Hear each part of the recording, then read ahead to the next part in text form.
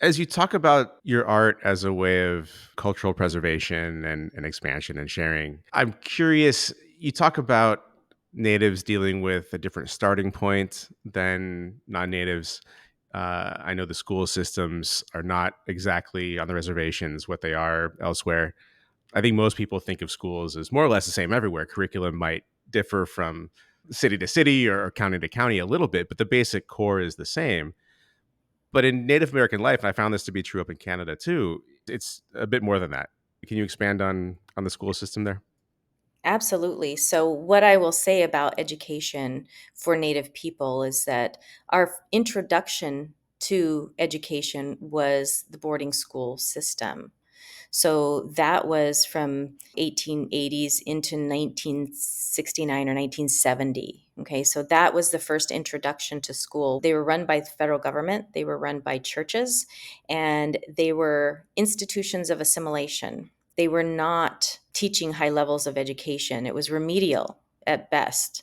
And so you have that type of education where hundreds of thousands of Native children were taken by force away from their families and put into these institutions. So about 84% of Native kids were put in these institutions, including my grandparents. And that's the whole point. It's my mom's generation, it's my grandpa's generation. When they were in this system and experiencing an abundance of physical, sexual, emotional, spiritual abuse to be able to assimilate them, they were not getting an education. So, like, if you talk to my grandfather, when he got out of high school at this boarding school, do you think he was ready for a secondary education, post secondary education?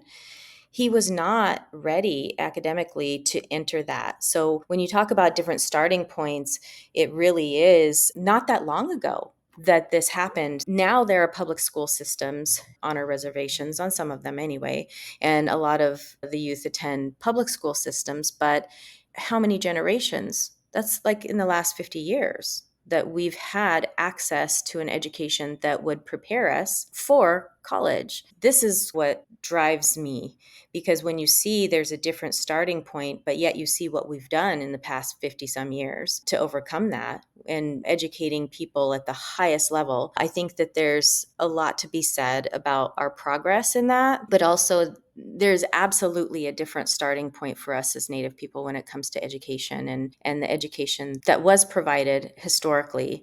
And I use that term lightly because those truly were not institutions of education. The motto was kill the Indian, save the man. They cut the hair, could not speak our languages. And I had to go learn my language from people at our tribal college, from our other elders, because my grandfather, when I was learning from them, I would try to practice with him and he would only respond one time and then he wouldn't speak it. He went into the boarding schools speaking fluent, and Kootenai is a language isolate. It's very difficult.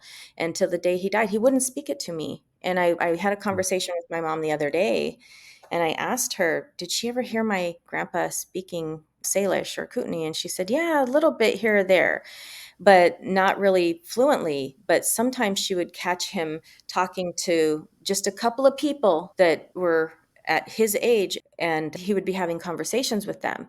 But I don't know if that speaks to the level of trauma he went through or the fact that he didn't want me to also experience that.